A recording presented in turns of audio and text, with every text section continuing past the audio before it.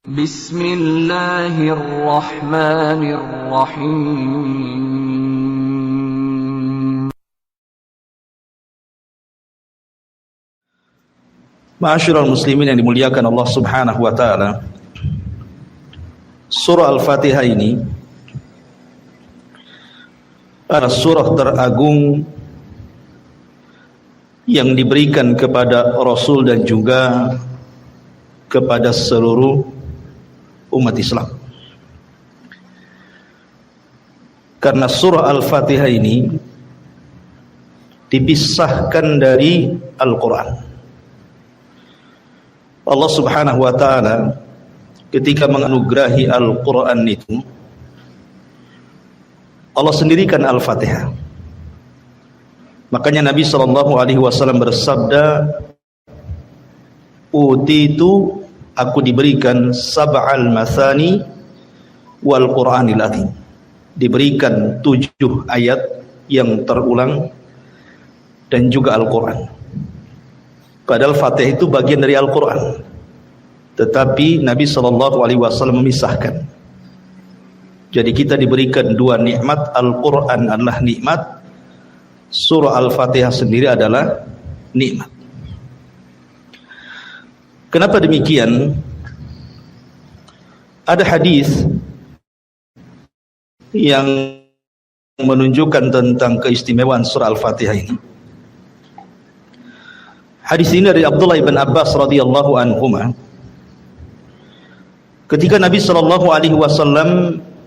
sedang duduk, sami'a naqidan min fawqihi, tiba-tiba mendengar suara yang menggelegar di atas kepalanya, tentu dari langit maksudnya.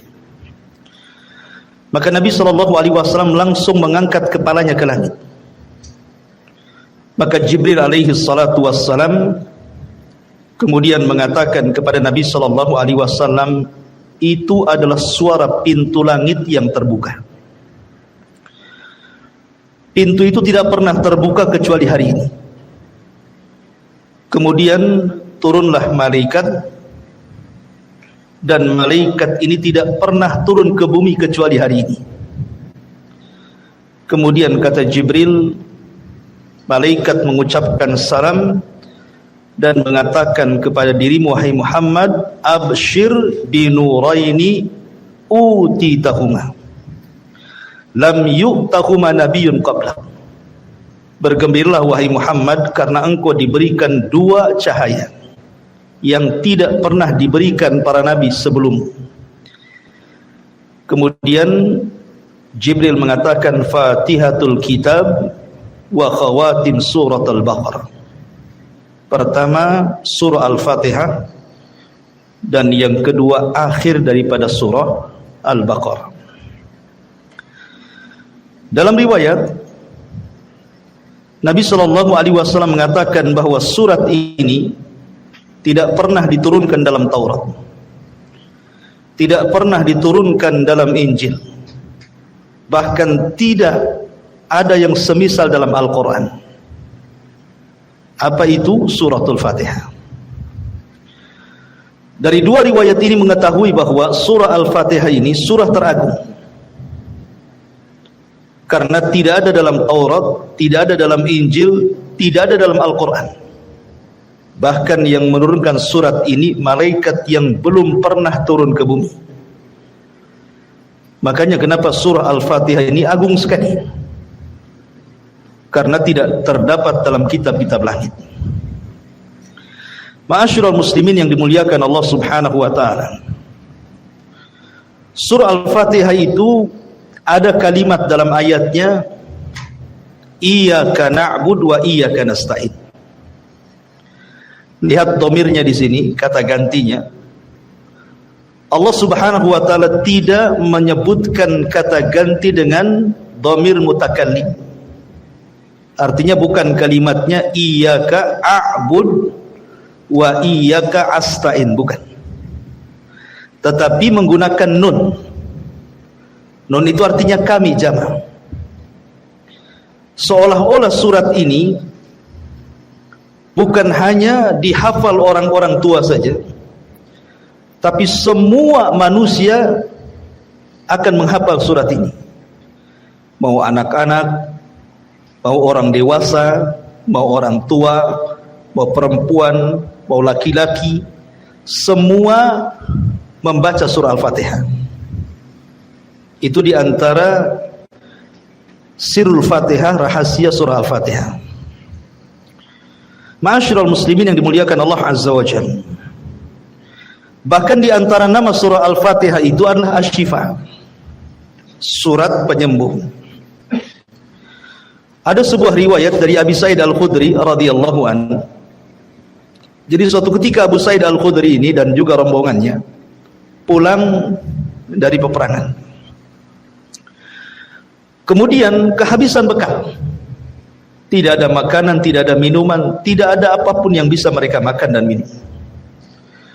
Akhirnya kemudian mereka ingin bertamu ke salah satu dari daerah ataupun desa tertentu supaya orang-orang kampung itu menjamunya. Tapi qadarullah, orang-orang kampung itu semua bakhil. Tidak ada yang mau untuk menjamu rombongan para sahabat ini. Akhirnya kemudian para sahabat ini pun keluar dari kampung itu dan hendak mencari kampung lain. Qadarullah, rupanya ketua kampungnya tersengat kalajengking. Ketika tersengat kalajengking karena orang kampung itu tidak ada yang sanggup mengobati, dan dilihatnya para sahabat yang kampung itu nampaknya ada di antara mereka yang mampu mengobati, makanya orang kampung mengejar sahabat ini. Kemudian mengatakan, sudikah kalian mengobati ketua kami? Karena sahabat sudah sakit hati itu, masuk kampung minta dijamu, nggak ada yang ngasih. Sekarang pimpinannya terkena sengatan kalajengking, tiba-tiba minta diobati. Akhirnya para sahabat mengatakan, mungkin bahasa kita enak saja kan itu ya. Saya minta makan tak dikasih, sekali kalian sakit minta diobati, itu bahasanya. Akhirnya kemudian para sahabat mengatakan, ya, kami siap mengobati pimpinan kalian dengan syarat kalian harus memberikan imbalan kambing sekian dan sekian. Akhirnya kemudian salah seorang sahabat membacakan surah Al-Fatihah, kemudian diusap kepada bekas sengatan kalajengking itu. Tiba-tiba sembuh. Sesuai perjanjian kalau sembuh ngasih kambing kan itu. Akhirnya kemudian dikasih kambing, kemudian mereka pun sebagiannya dimakan dan sebagiannya dibawa pulang. Ketika kemudian sampai di hadapan Nabi SAW, para sahabat ini bercerita. Maka apa kata Nabi SAW? Dari mana kalian tahu bahwa surat itu adalah suratul ruqyah, surat yang bisa meruqyah? Kemudian Nabi SAW, kalau begitu maka berikan bagian kambing kalian untukku juga. Rasul minta bagian dari sini. Maka dari kisah ini surat Al-Fatihah itu disebut dengan suratul syifa, surat untuk menyembuhkan. Al-Imam Ibnul Qayyim rahimahullahu ta'ala itu mengarang satu kitab, judulnya Madarijus Salikin fi iyyaka na'budu wa iyyaka nasta'in. Itu beliau memberikan faedah banyak tentang surah Al-Fatihah. Lah kata Imam Ibnul Qayyim rahimahullahu ta'ala, dia mengatakan, kullu da'in lahu dawa, setiap penyakit itu pasti ada obatnya. Kemudian dia mengatakan, wa ana ahsantul mudawamata bil fatihati, dan aku menganggap baik dengan terus membaca Al-Fatihah apabila aku sakit. Jadi kata Ibnul Qayyim rahimahullahu ta'ala, setiap aku sakit, kubacakan surah Al-Fatihah dengan niat kesembuhan.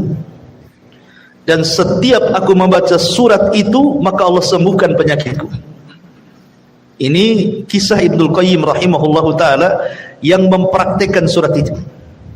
Dan dia mengarang satu kitab namanya Madarijus Salikin fi iyyaka na'budu wa iyyaka nasta'in.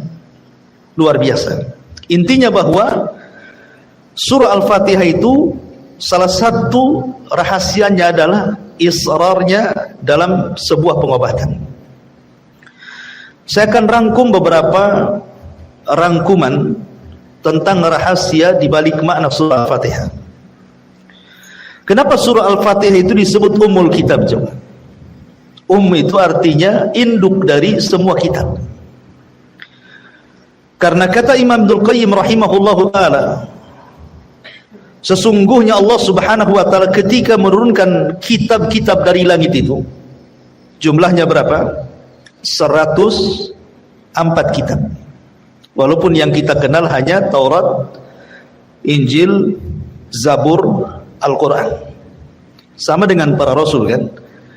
Rasul yang diutus itu 102, Nabi yang diutus 124.000. Dalam riwayat 120.000. Adapun jumlah Rasul 315. Tapi yang kita kenalkan cuman 25 Nabi. Begitu juga malaikat. Malaikat paling yang kenal Jibril, Mikail, Israfil kan, terbatas saja yang kita kenal nama-namanya. Tapi malaikat itu jumlahnya banyak. Makanya Allah mengatakan di dalam Al-Qur'anul Karim, wa ma ya'lamu junuda rabbika illahu, tidak ada yang tahu jumlah berapa malaikat kecuali Allah. Jadi Al-Qur'an ataupun kitab-kitab langit ketika diturunkan itu jumlahnya 104 kitab. Lah yang 4 ma'ruf. Yang 4 itu ma'ruf, Taurat, Zabur, Injil, Al-Quran, ma'ruf. Ya. Tapi yang 100 ini kan tidak ma'ruf. Al-Quran hanya mengistilahkan dengan kalimat suhuf. Allah mengatakan inna hadza lafi suhufil ula suhufi Ibrahim wa Musa. Hanya mengistilahkan suhuf saja. Lalu 100 suhuf ini diberikan kepada siapa? Ada yang mengatakan 50 suhuf diberikan kepada Nabiullah Syith. Nabi Syith itu nabi setelah Adam, sebelum Idris. Kemudian 30 suhuf diberikan kepada Nabi Idris. Kemudian 10 suhuf diberikan kepada Nabi Ibrahim. Dan 10 suhuf diberikan kepada Musa selain Taurat.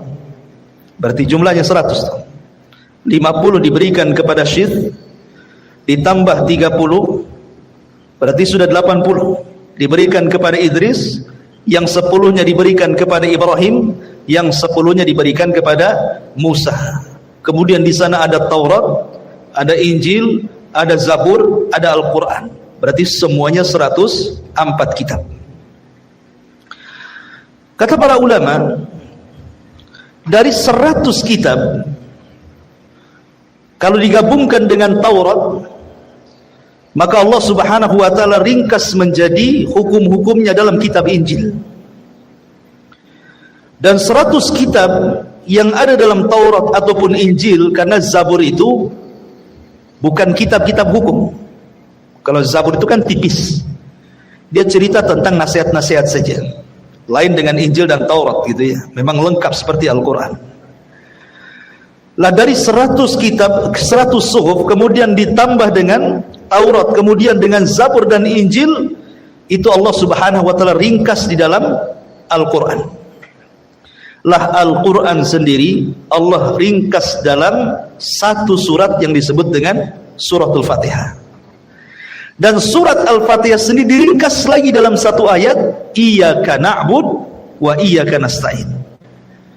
Makanya kalimat Iyyaka na'bud wa iyyaka nasta'in mencakup seluruh kitab-kitab langit. Karena tujuan diturunkan Alkitab untuk apa? Wa ma khalaqtul jinna wal insa illa liya'budun. Kan tujuannya untuk ibadah. Maka ada pada kalimat Iyyaka na'bud wa iyyaka nasta'in. Lah surah Al-Fatihah itu terkandung seluruh kitab, terutama Al-Quranul Karim. Kenapa demikian? Karena Al-Quran itu kalau kita bagi 3, maka sepertiga Al-Quran itu bicara tentang akidah, sepertiga Al-Quran itu bicara tentang ibadah, dan sepertiganya bicara tentang akhlak yang di dalamnya ada kisah-kisah para nabi dan rasul, dan iqab kepada orang-orang yang memusuhi para nabi dan rasul. Tiga perkara ini ada pada surah Al-Fatihah. Kalau kita cerita tentang akidah, maka ada pada 3 ayat pertama surah Al-Fatihah. Alhamdulillahi Rabbil Alamin, Ar-Rahmanir Rahim, Maliki Yaumiddin. Ini bicara tauhid. Tauhid dari 3 tauhid. Bicara tentang rububiyah, bicara tentang uluhiyah, bicara tentang asma dan sifat. Adapun rububiyah, Rabbul Alamin. Rabb, rububiyah diambil dari kata-kata Rabb, maka disebut rububiyah. Adapun uluhiyah, lillah. Uluhiyah itu diambil dari kalimat Allah menjadi uluhiyah. Adapun asma wa sifat, Ar-Rahman, Ar-Rahim. Ini yang pertama. Adapun yang kedua bicara tentang ibadah. Iyyaka na'bud wa iyyaka nasta'in. Hanya kepadamu kami beribadah dan hanya kepadamu kami meminta pertolongan. Kemudian yang ketiga bicara tentang akhlak. Ihdinas siratal mustaqim, siratal ladzina an'amta 'alaihim. An'amta 'alaihim, orang yang kau berikan nikmat itu siapa? Dalam ayat yang lain, minan nabiyyin was-siddiqin wasyuhada was-salihin. Orang-orang yang diberikan nikmat itu mereka para nabi, mereka para siddiq, mereka para syuhada, mereka orang-orang saleh, dan mereka adalah orang-orang yang pantas kita tiru akhlaknya. Makanya surah Al-Fatihah itu mencakup Al-Quran secara keseluruhan. Ini yang pertama. Kemudian yang kedua, surah Al-Fatihah ini mengajarkan kepada kita bagaimana caranya kita beribadah. Bagaimana caranya kita beribadah kepada Allah Subhanahu wa ta'ala. Pertama, ma'rifatullah, mengenal Allah Subhanahu wa ta'ala. 3 ayat pertama mengenal Allah. Ya kan? Kan sebelum kita beribadah kita harus mengenal siapa yang kita ibadahi kan? Kalau Anda beribadah kemudian tidak kenal siapa yang Anda ibadahi, Anda sedang beribadah kepada siapa? Kan itu ya. Kita ibadah ini harus tahu yang diibadahi siapa. Yang diibadahi adalah Allah. Makanya Allah ajarkan bagaimana cara beribadah. Sebelum kita mengatakan iyyaka na'bud, hanya kepada mulah kami beribadah, Allah kenalkan dulu siapa dirinya. Alhamdulillahi Rabbil Alamin, Ar-Rahmanir Rahim, Maliki Yaumiddin. Inilah ma'rifatullah dengan segala jenis tauhid yang saya sebutkan tadi. Kemudian yang ketiga, di dalam ayat ini juga, dalam surat Al-Fatihah ini juga diajarkan kepada kita bagaimana caranya kita meminta hidayah. Meminta hidayah. Kalau kita melihat hadis Nabi SAW tentang balasan orang yang membaca surah Al-Fatihah dalam salat, kata Nabi SAW, Fatihah itu dibagi menjadi 2. Separuhnya untuk Allah dan separuhnya untuk hamba. Kemudian Allah Subhanahu wa ta'ala berfirman dalam hadis qudsi, kalau Anda membaca Alhamdulillahi Rabbil Alamin, segala puji hanya milik Allah, Rabb semesta alam, maka Allah akan menjawab apa? Hamidani abdi, hambaku sedang memujiku. Apabila kita membaca dalam surat kita Ar-Rahman Ar-Rahim, maka Allah jawab di langit, Asna alayya abdi, hambaku sedang mengagungkan diriku. Kalau kita membaca Maliki Yaumiddin, maka Allah Subhanahu wa ta'ala akan jawab di langit, Majjadani abdi, hambaku sedang membesarkan diriku. Sampai di sini ini untuk Allah. Kemudian Allah mengatakan iyyaka na'bud wa iyyaka nasta'in. Allah jawab di langit apa? Hadza baini wa baina 'abdi wa li 'abdi mas'al. Hadza baini, ini dalam kalimat iyyaka na'bud, ini untukku, ibadah itu untuk Allah. Wa iyyaka nasta'in, ini untuk hambaku. Karena meminta pertolongan itu kita minta pertolongan kepada Allah. Wali abdi masa'al, dan Allah berjanji akan mengabulkan hamba-hambanya yang meminta kepadanya. ihdinas siratal mustaqim siratal ladzina an'amta 'alaihim ghairil maghdubi 'alaihim waladdallin, sama hada baini, ini untukku, maksudnya hidayah milik Allah, ya kan? Karena kita tidak bisa memberikan hidayah kecuali irsyad, taufik itu milik Allah.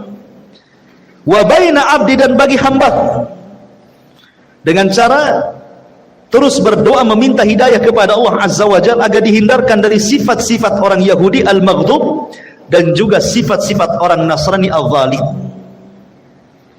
Makanya dalam mazhab Syafi'i,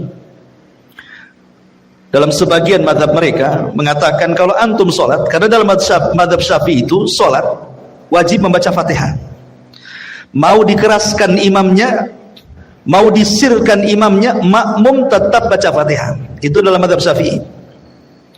Kalau seandainya seorang makmum dia masbuk, kemudian imam sedang membaca surat, antum baru memulai Al-Fatihah, tapi antum sudah membaca 3 ayat pertama, kemudian imam ruku, itu sudah dianggap 1 rakaat. Kenapa? Karena hak Allah sudah antum penuhi. Paham ya? Karena hak Allah antum sudah penuhi, ya. Tetapi kalau seandainya belum selesai baru alhamdulillah kemudian ruku, belum dianggap 1 rakaat. Paham kan? Ya, itu dalam mazhab Syafi'i seperti itu. Karena 3 ayat pertama itu hak Allah, kemudian 4 ayat setelahnya itu hak hambanya. Ma'asyiral muslimin yang dimuliakan Allah Azza wa Jalla, lah perhatikan dalam jawaban-jawaban Allah itu. Allah Subhanahu wa ta'ala menjawab dengan 3 jawaban haknya. Pertama, hamidani abdi. Yang kedua, asna alayya abdi. Yang ketiga, majjadani abdi. Hambaku sedang memujiku, hambaku sedang mengagungkan diriku, hambaku sedang membesar-besarkan diriku. Kalau dalam kehidupan kita setiap hari satu kita senantiasa memuji Allah dengan mengucapkan alhamdulillah, segala puja hanya milik Allah Azza wa Jalla. Kemudian kita agungkan Allah, kemudian kita besarkan Allah, kemudian setelah itu kita beribadah kepada Allah Subhanahu wa ta'ala, kemudian setelah itu kita berdoa kepada Allah isti'anah, maka 5 perkara ini sebab kita mendapatkan hidayah. Karena tartibnya seperti itu kan, ya. Tartibnya alhamdulillahirabbil alamin, berarti kita disuruh untuk memuji Allah. Ar-Rahman Ar-Rahim, disuruh mengagungkan Allah. Maliki Yaumiddin, disuruh membesarkan Allah. Iyyaka na'budu, disuruh beribadah kepada Allah. Wa iyyaka nasta'in, disuruh berdoa kepada Allah. Maka di situ Allah mengatakan ihdina. Kalau kita amalkan 5 perkara, maka kita dapat hidayah. Maka dalam surah Al-Fatihah ini terkandung bagaimana sebab kita mendapatkan hidayah.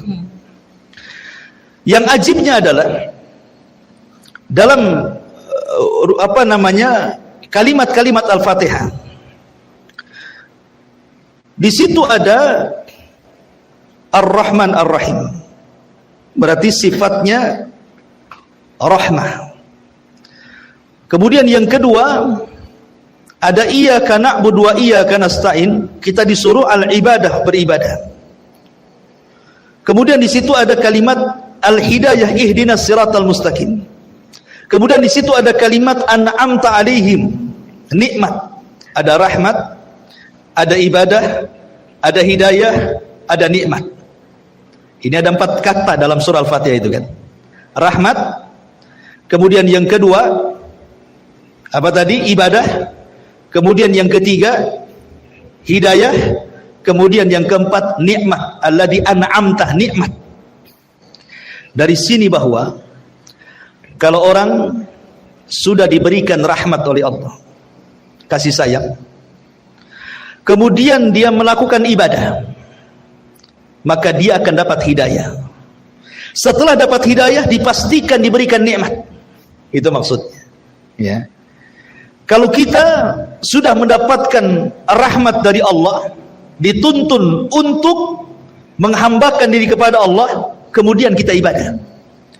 Kemudian saat ibadah kita terus meminta hidayah kepada Allah Subhanahu wa ta'ala, dan Allah pun beri, maka ujungnya antum akan diberikan nikmat. Nikmat dunia dan nikmat akhirat. Itulah lafaz-lafaz dalam surah Al-Fatihah. Ma'asyiral muslimin yang dimuliakan Allah Subhanahu wa taala. Bahkan rukun Islam pun terkandung dalam surah Al-Fatihah. Rukun Islam itu ada berapa? Ada 5. Syahadat, salat, zakat, puasa, haji. Dari mana kita tahu rukun Islam ini ada dalam surah Al-Fatihah? Pertama syahadat. Syahadat itu adalah tauhid. Dan tauhid terkandung pada 3 ayat pertama surah Al-Fatihah.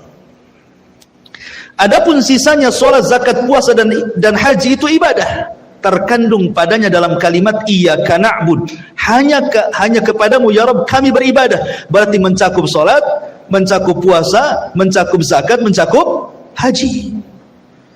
Jadi rukun Islam ada pada surah Al-Fatihah juga. Ma'asyiral muslimin yang dimuliakan Allah Azza wa Jalla, bahkan lebih daripada itu, dalam surah Al-Fatihah ini terkandung ususul ibadah, pondasi-pondasi ibadah. Ibadah itu ada 2 perkara yang antum harus ketahui. Pertama, syurutul ibadah, syarat sah diterimanya ibadah. Yang kedua, arkanul ibadah, rukun-rukun ibadah. Dua-duanya ada dalam surah Al-Fatihah. Kalau bicara tentang syarat ibadah itu ada 2. Pertama, ikhlas. Ibadah itu harus ikhlas. Mana ayatnya? Alhamdulillah. Kita harus memuji karena Allah. Menunjukkan ikhlas. Tauhid uluhiyah di sini. Kemudian yang kedua, ittiba. Ihdinas siratal mustaqim siratal ladzina an'amta. Kita meminta petunjuk agar kita diberikan jalan kepada orang yang Kau berikan nikmat. Maka yang pertama orang diberikan nikmat adalah para nabi. Dan nabi yang diutus kepada kita siapa? Rasulullah. Kita harus mencontoh Nabi sallallahu alaihi wasallam. Maka di sini ada syurut ibadah. Kemudian yang kedua, arkanul ibadah. Rukun ibadah. Rukun ibadah ada 3. Tidak bisa antum tinggalkan satu daripada 3 rukun ibadah ini. Ibadah tidak akan berpahala.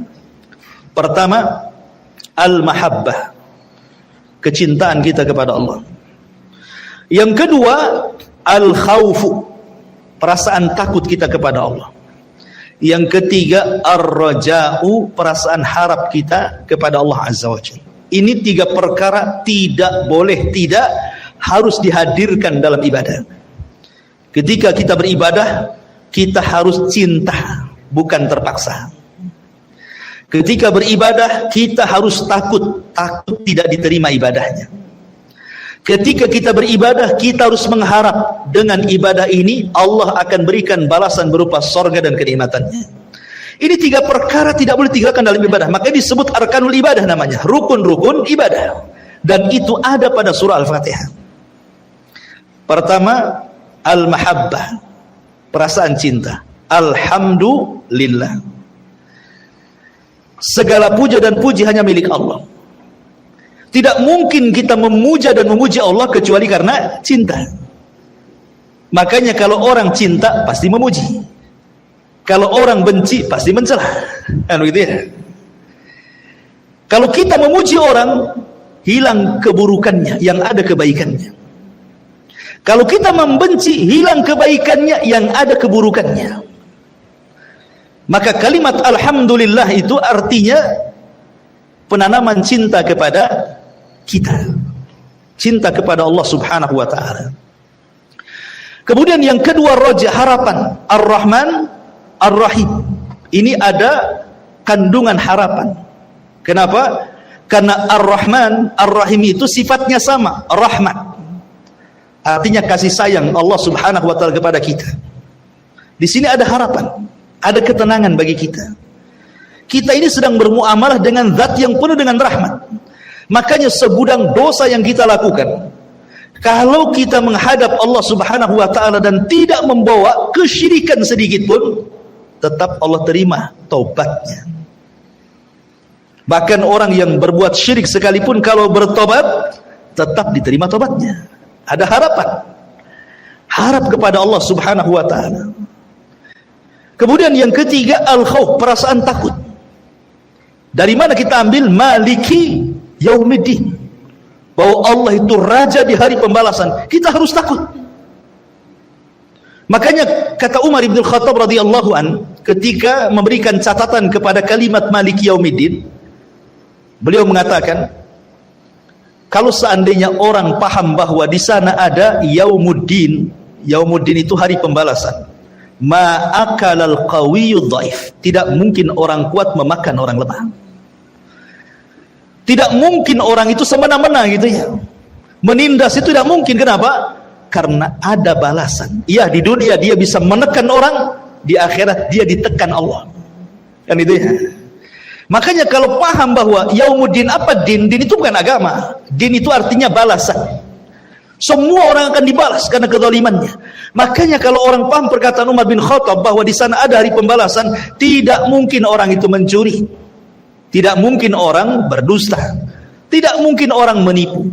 Tidak mungkin orang zalim, tidak mungkin orang hasad, tidak mungkin orang menyakiti, tidak mungkin orang mencela, mencaci, memaki, menggibah dan yang lainnya. Kenapa? Di sana ada hari pembalasan gitu ya.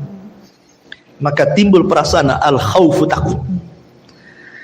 Berarti dalam surah Al-Fatihah juga di situ ada ususul ibadah, namanya pondasi-pondasi ibadah, baik syaratnya ataupun rukunnya. Jadi luar biasa surah Al-Fatihah itu. Ya. Ma'asyiral muslimin yang dimuliakan Allah Subhanahu wa taala. Kemudian juga kalau kita melihat petikan-petikan dalam surah Al-Fatihah, Allah Subhanahu wa taala ketika menyebut kalimat alhamdulillahi rabbil alamin, pujian hanya milik Allah Subhanahu wa taala. Sering saya jelaskan kepada antum, kalimat alhamdu itu, alhamdulillah, itu bukan kalimat biasa, tapi kalimat yang luar biasa. Karena kalimat alhamdulillah ini yang mengucapkan bukan hanya sekedar manusia. Semua makhluk yang Allah ciptakan, mereka bertasbih dengan menyebutkan alhamdulillah. Ini kalau seandainya botol ini dia sedang bertasbih kepada Allah Azza wa Jal, kemudian kita mampu mendengar ucapan tasbihnya, pasti botol itu akan mengucapkan alhamdulillah. Tiang, kipas, apalagi di sini, meja yang antum pakai itu, mereka semua bertasbih. Karena Allah yang mengatakan, wa im min kulli syai'in illa yusabbihuna bihamdi walakin la tafqahuna tasbihahu. Kan itu ya. Segala sesuatu yang Allah ciptakan itu semua bertasbih, cuman kalian tidak paham tasbihnya. Dengan apa mereka bertasbih? Bihamdi. Kalimat hamdi artinya kalimat alhamdulillah. Berarti kalau seandainya Allah perdengarkan pohon pisang bertasbih, pasti pohon pisang akan mengucapkan alhamdulillah. Kalau seandainya antum perdengarkan ayam sedang bertasbih, pasti ayam itu mengucapkan alhamdulillah. Kalau seandainya gunung itu antum perdengarkan bagaimana tasbihnya gunung, pasti gunung akan mengucapkan alhamdulillah. Segala sesuatu, mau lautan, mau ikan-ikan di dalam lautan, mereka bertasbih kepada Allah dan tasbihnya dengan ucapan alhamdulillahi rabbil alamin. Alhamdulillah. Karena alhamdulillah itu mencakup segala lini kehidupan manusia. Bukan hanya diucapkan orang senang saja, orang susah pun mengucapkan alhamdulillah. Nggak percaya antum, datang ke orang sakit, gimana kondisinya? Alhamdulillah, sakit saya tidak terlalu parah. Tuh sebelah sana itu sudah meninggal kemarin. Alhamdulillah juga dia, padahal dia stroke. Ya. Apalagi orang sehat, kaifa haluk? Alhamdulillah bi khair. Begitu ya. Antum datang ke orang fakir, orang miskin, kaifa haluk, bagaimana kondisimu? Kata orang fakir, alhamdulillah masih bisa makan. Gitu ya. Orang sebelah nasinya nasi kering katanya. Ya. Apalagi orang kaya, makin keras alhamdulillahnya. Kaifa haluk? Alhamdulillah, tambah lagi oplet saya gitu. Semua orang mengatakan alhamdulillah. Mau orang sakit ya alhamdulillah, orang sehat alhamdulillah, orang miskin alhamdulillah, orang kaya alhamdulillah. Semua orang mengucapkan alhamdulillah. Bahkan para malaikat disebutkan di dalam Al-Qur'anul Karim. Lihat bagaimana para malaikat, seluruh malaikat, seperti Allah mengatakan dalam surah Ghafir ayat 7. Alladzina yahminuna al-arsya wa man hawlahu yusabbihuna bihamdi rabbihim. Dan para malaikat-malaikat pemikul arsy dan seluruh malaikat di sekitarnya, mereka bertasbih dengan menyebut alhamdulillah. Semua malaikat. Dan itu juga hal yang semana, antum bisa buka dalam surah Zumar ayat 75 dan dalam surah Al-Baqarah ayat 30. Ketika malaikat mendengar Allah akan menciptakan makhluk berupa manusia Adam, apa kata malaikat? Ataj'alu fiha man yufsidu fiha wa yasfiku dima wa nahnu nusabbihu bihamdik. Dan kami bertasbih kepadamu dengan cara apa? Bihamdik, artinya mengucapkan alhamdulillah. Semua malaikat apabila bertasbih kepada Allah, pasti ucapan mereka alhamdulillah. Segala puja dan puja hanya milik Allah, karena Allah itu paling suka dipuji. Tabiat manusia juga sama kan? Antum kalau dipuji senang kan? Oh tampan padahal tidak, oh cakep padahal tidak gitu, oh cerdas padahal bodoh gitu. Tapi kalau dipuji kan senang kan?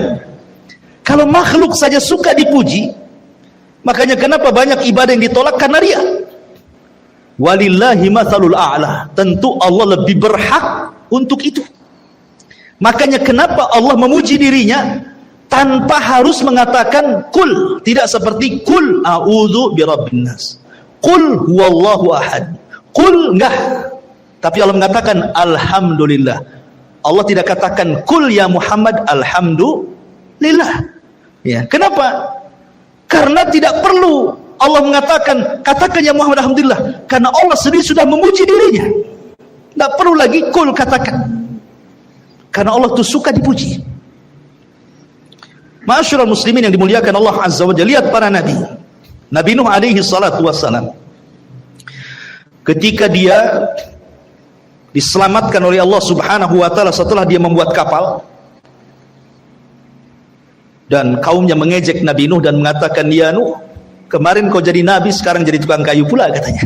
Karena dia buat kapal, jadi diejek sama kaumnya. Nuh, kenapa kau tidak berdakwah lagi? Asih sibuk buat kapal katanya. Kapalnya pula di padang pasir. Ya. Mana bisa kapal itu berjalan di padang pasir? Seperti seorang penyair Arab mengatakan apa? Tarjun najata walam tasliku masalikaha innas safinata la tajri 'alal yabas. Engkau mengharap keselamatan tapi tidak pernah menempuh jalannya. Bagaimana mungkin kapal laut bisa berjalan di padang pasir? Kan itu ya. Jadi Nuh itu dia membuat kapal di padang pasir, sehingga kaumnya itu menganggap gila kalau buat perahu ya di laut sana, ngapain buat kapal di padang pasir. Kemudian mereka mengejek, ya Nuh, kemarin kau jadi nabi, sekarang kau jadi tukang kayu katanya. Mereka tidak paham Nuh sedang mempersiapkan sesuatu yang Allah perintahkan karena kecongkakan umatnya. Ketika betul-betul kapal sudah jadi, tanda-tandanya sudah ada, maka Nuh kemudian memasukkan orang yang beriman dan binatang sepasang-pasang ke perahunya. Kemudian terjadi banjir bandang dan tufan ketika semua umatnya tenggelam, dan Allah selamatkan Nuh alaihi salatu wassalam. Apa kata Nuh dalam surah Al-Mu'min ayat 28? Allah katakan, faqulil hamdulillahilladzi najjana minal qaumidz zalimin. Katakan ya Nuh, alhamdulillah.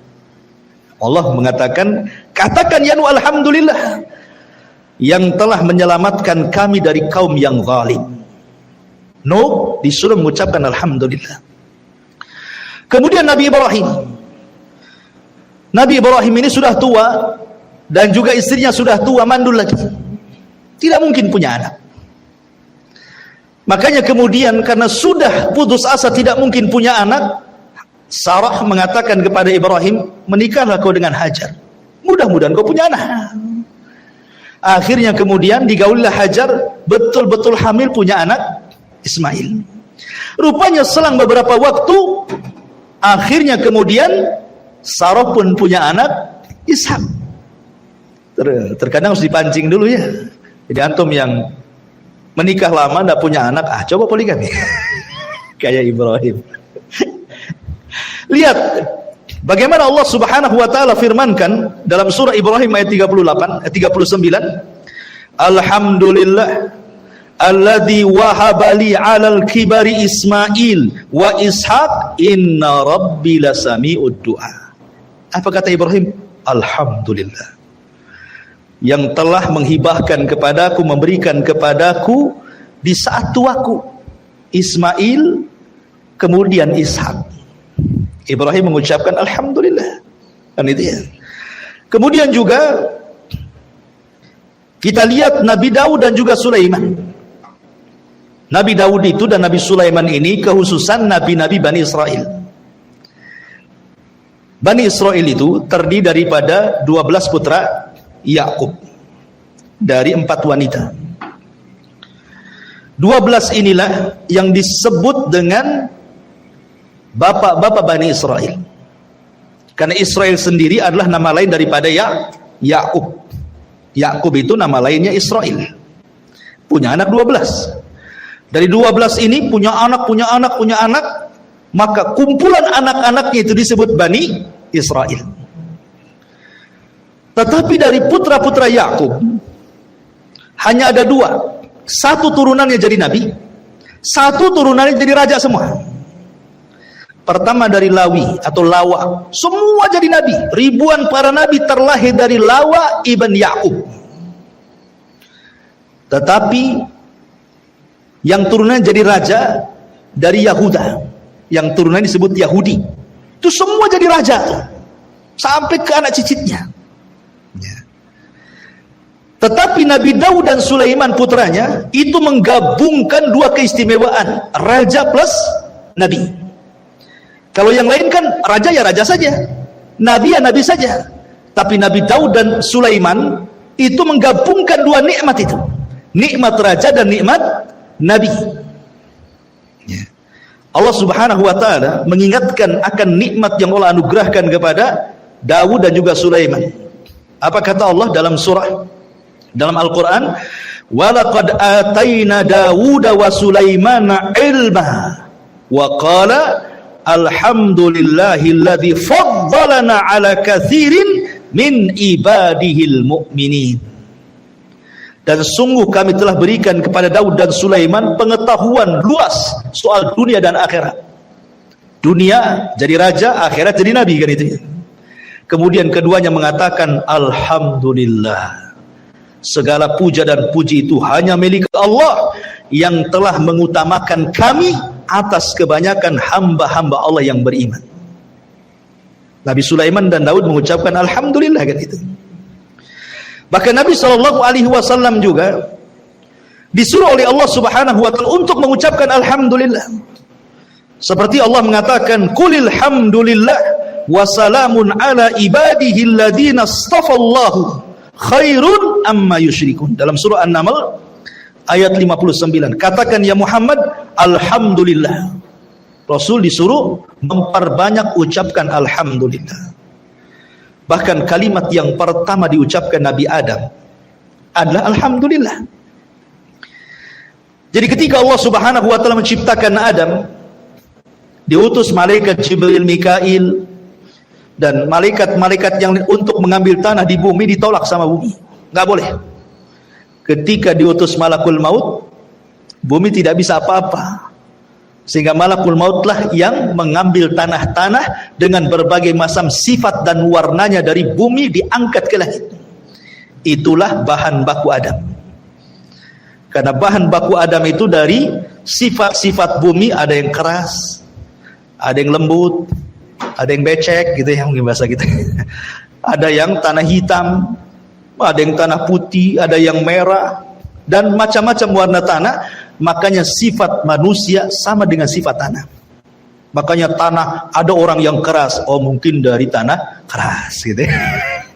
Ada yang lembut, mungkin dari yang becek-becek itu, yang lempung-lempung gitu. Ada yang hitam, oh mungkin dari tanah hitam. Ada yang putih, mungkin dari tanah putih. Ada yang kehitaman, keputihan atau belang, mungkin campuran. Gitu. Jadi semua sifat manusia itu kembali kepada sifat tanah. Ya. Diangkatlah Nabi bahan baku Adam ini ke langit. Kemudian Allah sendiri yang membentuknya. Ingat, Allah sendiri yang bentuknya. Itulah keutamaan Adam, dibentuk oleh Allah. Allah yang bentuk. Makanya Allah mengatakan laqad khalaqnal insana fi ahsani taqwim. Sungguh kami, kata Allah, menciptakan manusia dengan sebaik-baik bentuk. Adam diciptakan sebaik-baik bentuk. Makanya manusia itu paling indah ciptaannya dibandingkan semua makhluk Allah yang Allah ciptakan di bumi. Coba perhatikan binatang. Tidak ada binatang itu yang bisa berdiri di antara dua kaki. Sebutkan binatang apa? Dia bisa berdiri dengan dua kaki, berjalan tegap gagah seperti manusia. Tidak ada. Sapi 4 kaki, kambing sama, ya kan? Ular tak punya kaki lagi dia. Dia pakai perut jalannya kan itu ya. Apalagi kera, ya. Kera juga tidak bisa 2 kaki tegap. Sekali-kali aja dia. Ya. Kucing apalagi bisa dia berdiri waktu atraksi saja. Habis itu dia tidak ada ceritanya binatang itu yang berdiri dengan 2 kaki dengan tegap kecuali manusia kan. Karena memang manusia itu fi ahsani taqwim. Allah sendiri yang bentuk. Lah ketika Allah Subhanahu wa taala memasukkan ruh kepada Adam di hadapan para malaikat, pertama kali Adam itu bersin.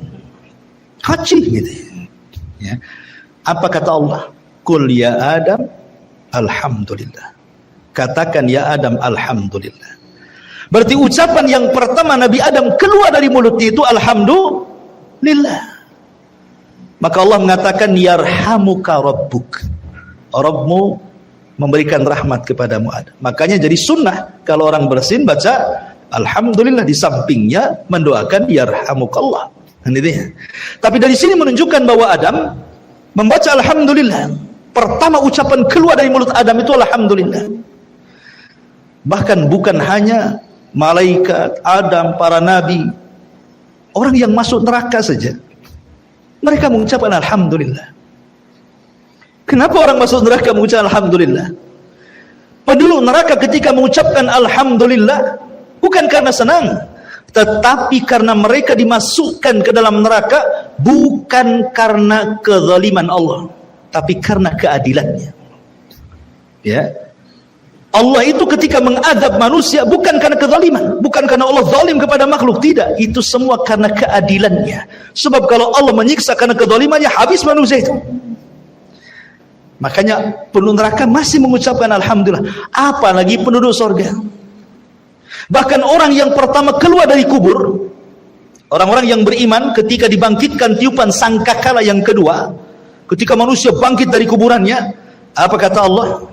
Allah Subhanahu wa taala berfirman, yauma yad'ukum fatastajibuna bihamdi wa tadhunnuna illa bistum illa qalila. Dalam surah Isra 52. Pada hari ketika Allah memanggil kalian, maksudnya membangkitkan kalian dari kubur-kubur kalian. Kemudian fayastajibun, maka kalian pun kemudian bangkit dari kuburan, kemudian kalian mengucapkan alhamdulillah. Orang-orang yang beriman ketika bangkit dari kuburan mengucapkan alhamdulillah. Ketika mereka masuk ke dalam surga, mereka pun mengucapkan alhamdulillah. Alhamdulillahilladzi hadana li hadza wa ma kunna linahtadiya laula an hadanallah. Ini kalimat ketika masuk ke dalam surga. Ketika di dalam surga, mereka juga mengucap alhamdulillah. Wa qalu alhamdulillahilladzi adhaba annal hazan. Dalam surah Yunus ayat 9-10. Kemudian akhir ucapan penduduk surga juga adalah alhamdulillah, sebagaimana Allah mengatakan di dalam surah Az-Zumar ayat 74, wa akhiru da'wana, dalam surah Yunus ayat 10, wa akhiru da'wahum anilhamdulillahi rabbil alamin.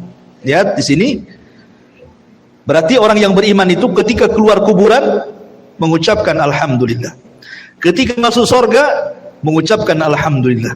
Ketika dalam surga mengucapkan alhamdulillah. Dan akhir ucapan penduduk surga alhamdulillah.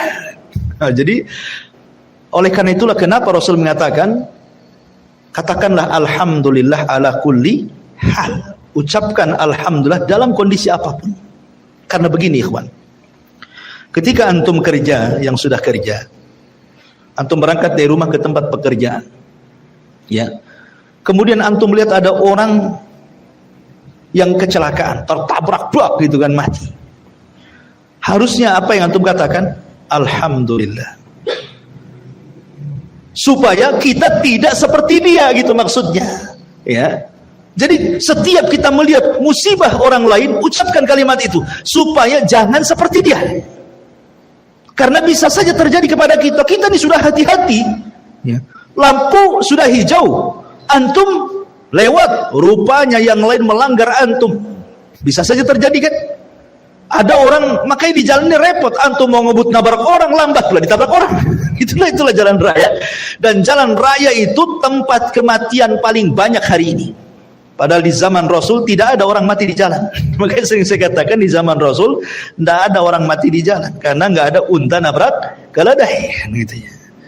Zaman sekarang truk nabrak tronton, gitu ya. Beca ditabrak sama mobil, macam-macam.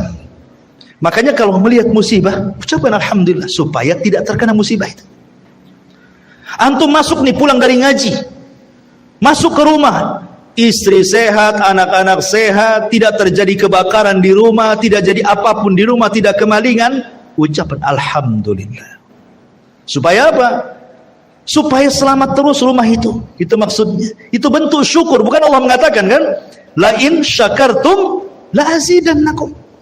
Kalau engkau banyak bersyukur, ku tambah. Jadi kalau kita masuk rumah melihat kondisi semua baik, alhamdulillah, insya Allah Allah tambah. Kalau sekarang istri antum satu, Allah tambah, alhamdulillah.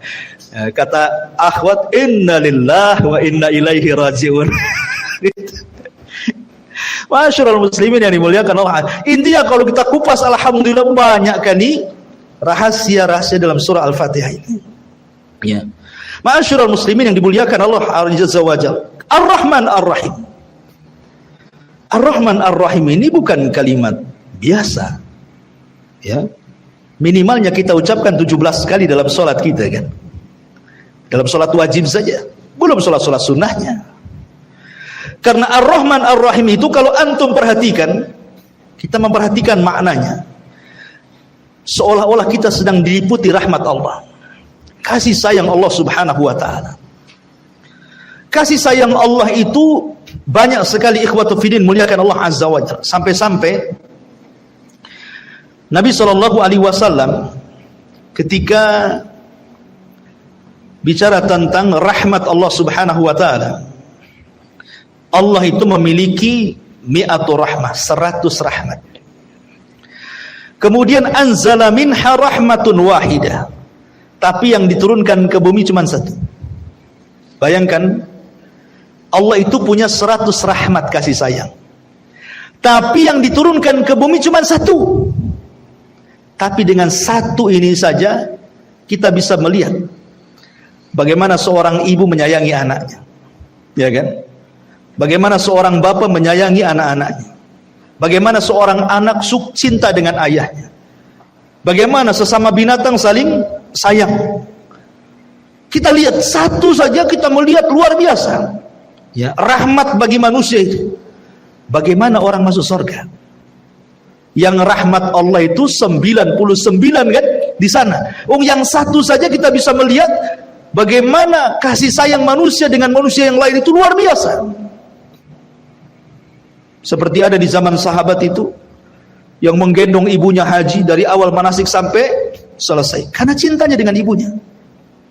Uwais ibn Qaran, Uwais al-Qarani, itu seorang kibarut tabi'in, hidup di zaman Nabi. Sebenarnya dia bisa jadi sahabat, tinggal datang dari Yaman ke Madinah berjumpa dengan Nabi, jadi sahabat dia kan. Karena syarat jadi sahabat itu harus melihat Nabi, beriman kepada Nabi, dan mati di atas agama Nabi. Itu sahabat namanya. Tapi Uwais Al-Qarani bela-bela dia birrul walidain, sayangnya dengan ibunya sampai mengalahkan semuanya. Ya. Begitulah rahmat ditanamkan oleh Allah Azza wa Jalla. Pada satu rahmat itu yang diturunkan, tetapi untuk satu dunia, mencakup ke binatangnya, mencakup ke manusianya, dan begitu seterusnya. Bagaimana di sorga yang 99 rahmat itu?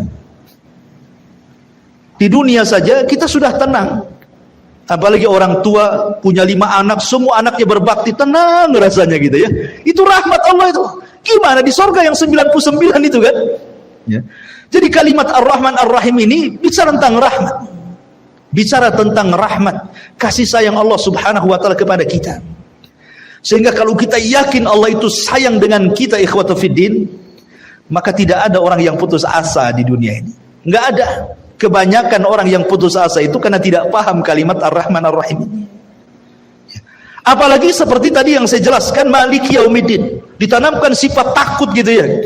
Kalau orang paham dengan kalimat Maliki Yaumiddin, maka dia akan bisa menanamkan tingkatan Islam tertinggi dalam Islam. Apa?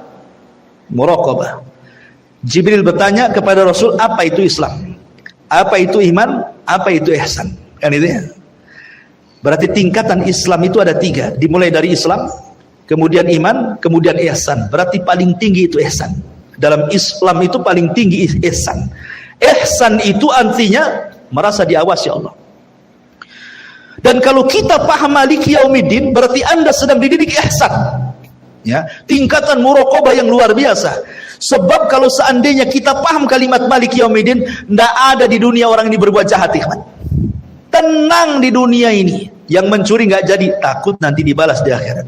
Yang mau berbohong nggak jadi, yang mau nipu nggak jadi, yang mau korupsi nggak jadi, yang mau berdosa nggak ada jadi, mau bergibah nggak jadi. Tenang dunia ini, nggak ada kejahatan. Kalau paham Maliki Yaumiddin. Tapi karena tidak paham, akhirnya kemudian habis sholat nyolong kotak infak. Berarti tidak paham dengan Maliki Yaumiddin. Dia mau nyuri kotak infak, itu sholat dulu dia, baca Fatihah juga dia, Maliki Yaumiddin. Habis itu diambil pula kotak infak. Berarti nggak paham yang dibaca. Makanya baca surah Al-Fatihah itu dalam sholat itu janganlah dikebut-kebutkan, jangan pula satu nafas. Oh, dolin gitu kan ada tuh ya. Sholat tarawih 5 menit 23 menit. Cuman dia bisa memahami Fatihah itu. Karena setiap kalimat dalam surah Al-Fatihah itu ada jawabannya. Dan ada makna yang tersembunyi di situ untuk kita resapi gitu loh. Makanya wajar kalau seandainya Allah mengatakan innas salata tanha 'anil fahsya'i wal munkar, sesungguhnya salat itu bisa mencegah perbuatan keji dan mungkar. Keji itu ucapan kotor, mungkar itu perbuatan fasik. Karena orang yang salat kalau paham kalimat Maliki Yaumiddin tidak mungkin mengucapkan kalimat kotor, tidak pula mungkin melakukan perbuatan fasik. Kan itu ya? Karena pasti akan ada balasannya gitu maksudnya. Karena ada tuh pertanyaan, Ustaz, katanya sholat itu bisa mencegah perbuatan keji dan mungkar. Kok habis sholat masih banyak orang mabuk? Itu yang adzan itu tukang adu ayam itu katanya. Karena tidak paham kalimat per kalimat dalam surah Al-Fatihah itu. Kalau dia meresapi Maliki Yaumiddin saja, sudah istirahatlah bumi dari penjahat. Itu satu ayat dalam surah Al-Fatihah. Bisa istirahat bumi dari kejahatan. Tapi karena tidak paham yang dibaca, akhirnya wajar sholatnya belum mampu merubah dari perbuatan keji dan mungkar itu. Karena Maliki Yaumiddin itu mengajarkan muraqabah tingkat tinggi itu, supaya kita jangan berbuat jahat dan hanya seolah-olah kita dilihat Allah. Kemudian kalau kita lihat juga kalimat Iyyaka na'bud, hanya kepadamu kami beribadah dan hanya kepadamu kami meminta pertolongan. Kata Imam Ibnul Qayyim, Allah mendahulukan ghayah sebelum wasilah. Ghayah itu tujuan, wasilah itu perjalanan ke tujuan. Nah, itu ya. Kalau kita mau ke Batu Aji itu ghayahnya, perjalanannya itu disebut wasilah. Ya kan? Allah mendahulukan ghayah, tujuan hidup manusia sebelum wasilah sampai ke tujuan. Karena tujuan kita ibadah, isti'anah itu wasilah. Berarti kita diajarkan dalam kalimat Iyyaka na'budu wa iyyaka nasta'in itu penghambaan diri. Apa sih itu ibadah? ibadah itu kata lain daripada al-khudu wat tadzallul, itu ibadah. Khudu itu artinya merendahkan, tadzallul itu menghinakan. Kita merendahkan diri di hadapan Allah dan menghinakan diri di hadapan Allah. Makanya kenapa Allah itu paling suka kepada orang yang sujud. Karena ketika kita sujud itu betul-betul kita sedang merendahkan diri kepada Allah. Disitulah Allah akan ijabah setiap doa orang yang sujud. Karena hadisnya bahwa seafdal-afdalnya doa ketika sujud. Allah tidak mungkin menolak doa orang yang sedang sujud. Maka kalau ingin berdoa ketika sujud itulah, karena itu waktu rendah-rendahnya kita di hadapan Allah itu. Ketika merendahkan betul, meletakkan dahi di tanah, itulah sebenarnya merendahkan kita kepada Allah. Kalau orang paham iyyaka na'bud, saya kira tidak ada orang sombong di bumi ini. Enggak ada. Karena semuanya harus merendahkan kepada Allah. Tidak ada orang yang congkak, yang sombong, yang takabur, itu tidak ada. Kalau seandainya para penguasa itu ketika sujud dalam sholat, kemudian ketika dia membaca surah Al-Fatihah, iyyaka na'bud, maknanya kita harus merendahkan dan menjadi hamba bagi Allah. Tidak mungkin kemudian dia takabur ketika menjadi pemimpin. Karena di sana ada pemimpin yang sesungguhnya Allah Subhanahu wa taala. Apalah kita di hadapan Allah, wallahu akhrajakum min butuni ummahatikum la ta'lamuna syai'a. Ketika kita dikeluarkan dari rahim ibu kita tidak tahu apa-apa loh. Melihat saja tidak, mendengar saja tidak, bergerak saja tidak bisa, lemah. Baru sedikit-sedikit Allah kasih pendengaran, kasih pemandangan, kasih gerakan, kasih kekuatan.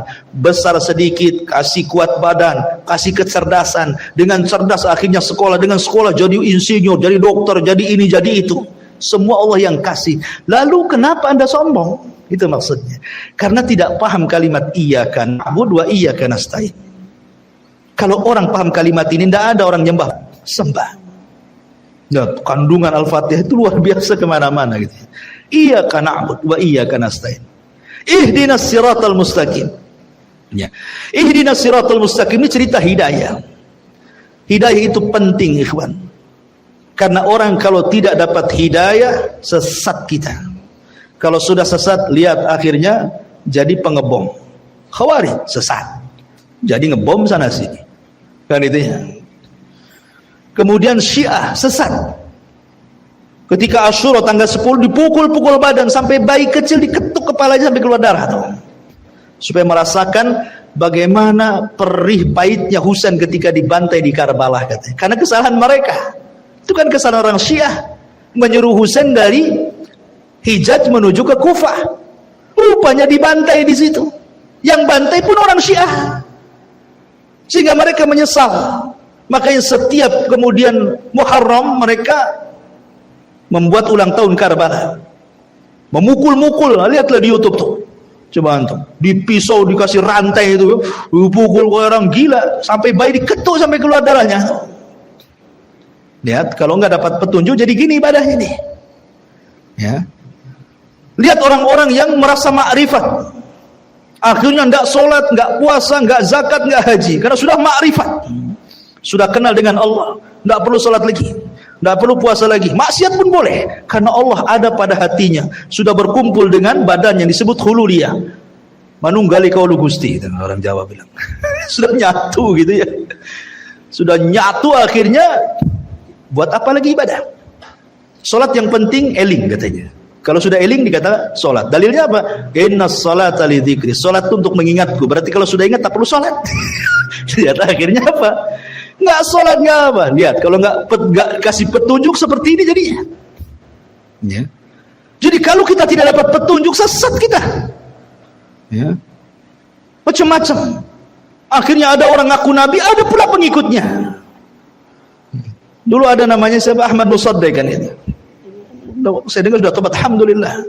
Ya, sempat ramai gara-gara syahadatnya. Asyhadu anna Muhammad Rasulullah diganti asyhadu anna Muhammad Ahmad Musaddiq Rasulullah kan. Alhamdulillah kalau beliau sudah tobat, alhamdulillah, kita doakan terus dapat hidayah. Tapi kalau orang tidak dapat petunjuk jadi gitu kan. Ya. Kemudian ngaku Imam Mahdi. Baru-baru ini kan ada orang yang mengklaim bahwa ada seorang yang mengaku Imam Mahdi, ciri-cirinya ada pada dia katanya. Dan sekarang sedang membuat pembaiatan di hotel tingkat 3 ya, baiat.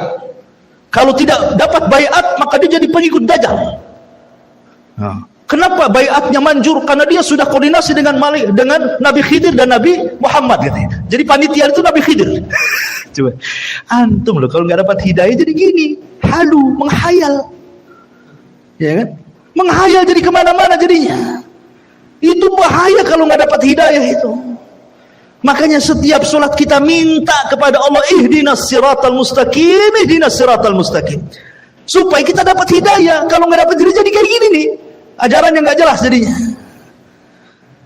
Maka ihdinas siratal mustaqim ini penting husul antum ketika, karena yang menyelamatkan kita di dunia dan akhirat itulah hidayah. Itu yang kita cari dari awal lahir sampai kita mati, hidayah. Apalagi yang kita cari kalau bukan hidayah? Makanya kenapa hidayah itu selalu didahulukan dalam doa Nabi, Allahumma inna nas'alukal huda wat tuqa wal afafa wal ghina. Ya Allah, aku minta kepadamu hidayah. Hidayah dulu Rasul meminta, baru takwa.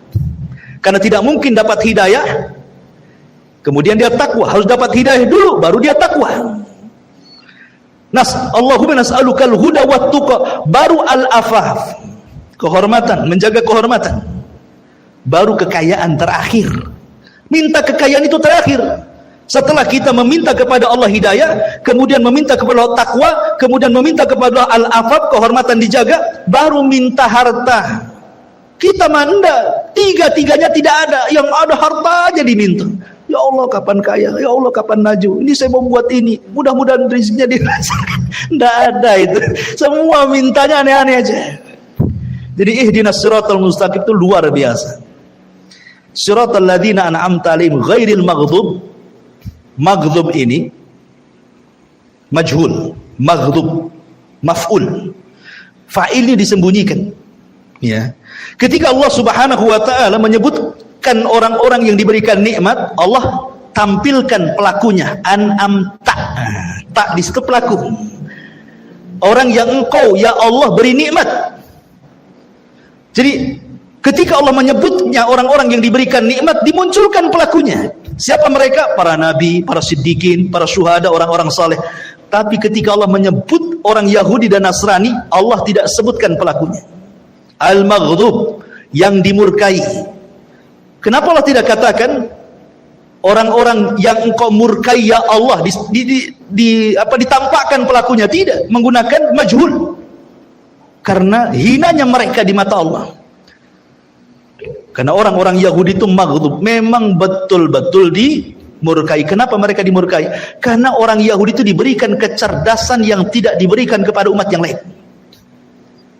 Tetapi mereka disesatkan sesat-sesatnya karena mereka sesat. Mereka tidak mau mengamalkan ilmunya walaupun banyak ilmu. Terbalik pula dengan Nasrani, dhalun wala dhalin. Dhal itu artinya sesat karena tak punya ilmu, rajin pula ibadah. Ya, kalau Yahudi banyak ilmu, tidak mau ibadah. Islam itu agama wasitiyah, harus tengah-tengah. Berilmu juga, beramal juga.